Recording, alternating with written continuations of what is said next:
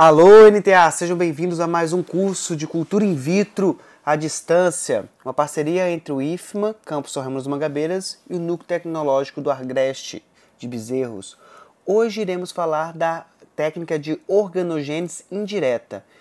Essa técnica consiste em que novas gemas e eixos caulinares serão induzidos e formados a partir de tecidos não organizados, que são conhecidos como calos, originando um explante diferente de acordo com a origem desse material. O que significa isso? Nós, a partir de materiais vegetativos como folhas e caules ou raízes, nós podemos tirar um pedaço dele, induzir que forme um tecido não diferenciado, que no caso são os calos, e a partir dali vai formar uma estrutura completa que vai ser a planta que nós vamos querer obter. A maior dificuldade dessa técnica é exatamente os protocolos, porque nem sempre já se foi estabelecido um protocolo que é eficiente para desenvolver um órgão, a partir de um tecido não diferenciado. Então, geralmente, gasta-se muito tempo procurando na literatura um protocolo perfeito que vai ajudar no desenvolvimento dessas plantas.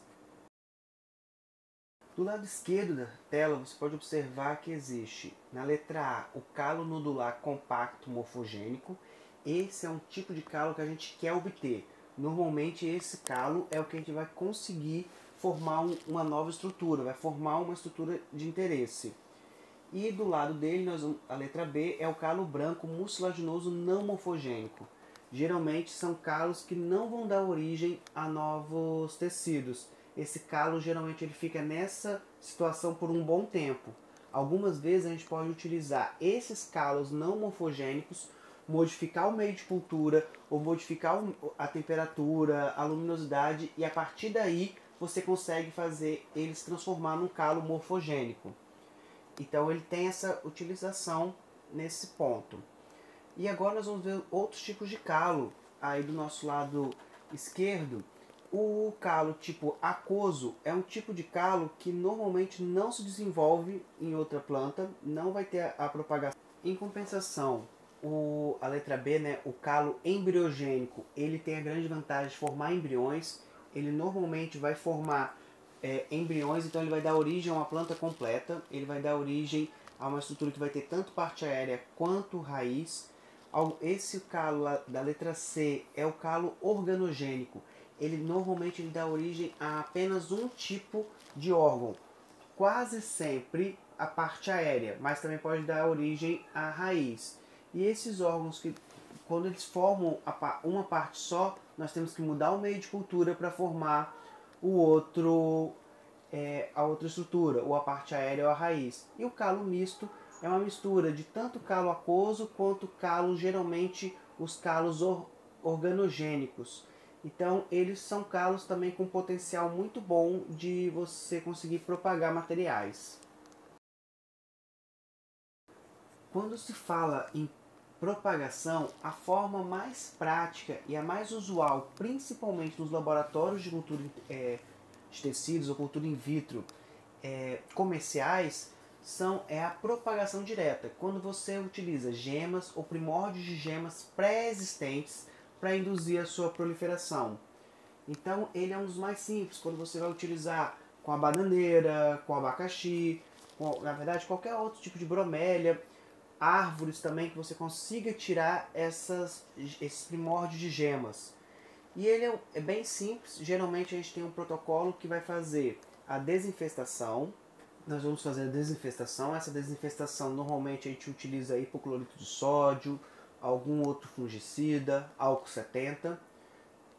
A gente vai fazer a germinação também. Algumas vezes a gente utiliza para obter essa gema. A gente vai pegar e vai fazer a germinação de a semente, e com o início da gema, com o início da germinação, a gente pode tirar essa gema e fazer a propagação. As próximas etapas são o estabelecimento, nós vamos ver daqui a pouco os detalhes, a multiplicação, quando a gente vai pegar esse material que já está estabelecido in vitro e vai multiplicar, sempre tendo em vista que existe um número máximo de multiplicação, porque a partir disso vai ter aqueles problemas, como nós já dissemos, de mutações, de problemas cromossômicos, e a planta não ter uma qualidade. Depois vem o processo de alongamento, quando a planta vai começar a crescer. E normalmente na fase final vai fazer o enraizamento e aclimatação.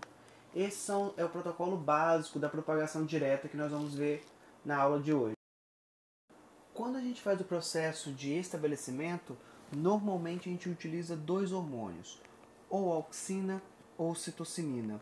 No nosso caso aqui nós estamos mostrando o AIA, né, que é uma auxina, e 2 exemplos de citocininas, ANA e BAP. Qualquer um desses hormônios geralmente vão ajudar no estabelecimento, porém é sempre importante observar nos protocolos qual que é a recomendação, a concentração e algumas vezes o balanço, que para fazer o estabelecimento deles, você tem que fazer um balanço de auxina e citocinina, dependendo do tipo de planta.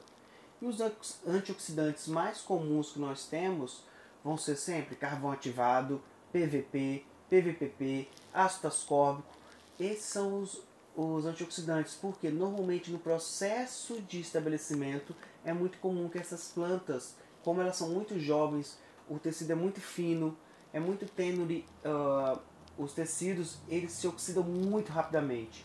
Então é muito comum que nesses meios de cultura sempre tenham uma grande quantidade de antioxidantes. Também você vai ter que olhar no meio de cultura.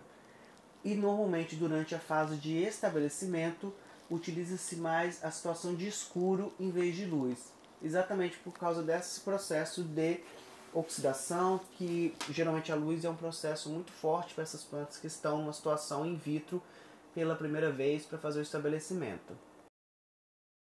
A segunda fase é uma fase muito mais simples, que é a fase da multiplicação. Aí sim, você utiliza uma variedade de reguladores de crescimento, dependendo do tecido e do material que você estiver trabalhando, que pode ser o BAP, TDZ, AIA, ANA. Normalmente utiliza-se uma grande quantidade de citocininas, mas também pode utilizar algumas auxinas, como nós já vimos aqui. É muito importante saber também que nessa fase de multiplicação é muito comum a utilização de luz, mas essa luz também tem a intensidade adequada e o tempo de fotoperíodo, o tempo que a luz vai ficar acesa, o tempo que a luz vai ficar apagada. Isso tudo vai estimular e vai favorecer essa multiplicação. Além disso, é muito comum que laboratórios mais avançados utilizam LEDs que vão fazer comprimentos de luz diferentes, como principalmente o azul e o vermelho, para favorecer essa multiplicação. E tem sido resultados bem promissores, mas isso vai ter que olhar de acordo com o protocolo. A fase de alongamento já é uma fase que a gente pode utilizar os bioreatores. Normalmente a gente começa a modificar e acrescentar uma quantidade maior de sacarose para estimular exatamente o crescimento dessa planta. E a gente utiliza bioreatores como o próprio BIT, você pode utilizar outros bioreatores que vocês mesmos estiverem desenvolvendo aí no núcleo tecnológico do Agreste. Esses bioreatores normalmente vão ficar balanceando muito a quantidade de imersão ou a quantidade de sacarose, e também vai favorecer também essa quantidade de luz. Durante a fase de alongamento, luz é um fator extremamente importante, assim como a concentração de sacarose. Então nós temos que sempre trabalhar com essas situações. E chegando já nas fases finais, é a fase de enraizamento, que nós utilizamos normalmente areia lavada, autoclavada, para utilizar como substrato, ou vermiculita, que é uma pedra, uma rocha que ela é pulverizada e também utilizada. Sempre autoclavando esses materiais. Temos que pensar que eles ainda vão estar in vitro. Então, durante essa fase de enraizamento é exatamente quando você já tem a mudinha, mas ela ainda não tem raiz. Você está fazendo o alongamento dessa raiz, a formação dessa raiz. Muito comum para abacaxi, banana e morango a gente utilizar essa técnica de enraizamento, e eucalipto também, antes de levar para a fase final, que é a fase de aclimatação.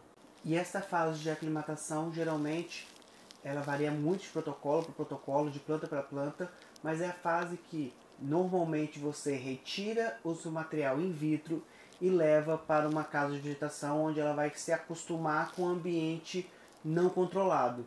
Então, normalmente é uma fase que tem um grande número de perdas, mas é essencial para a planta.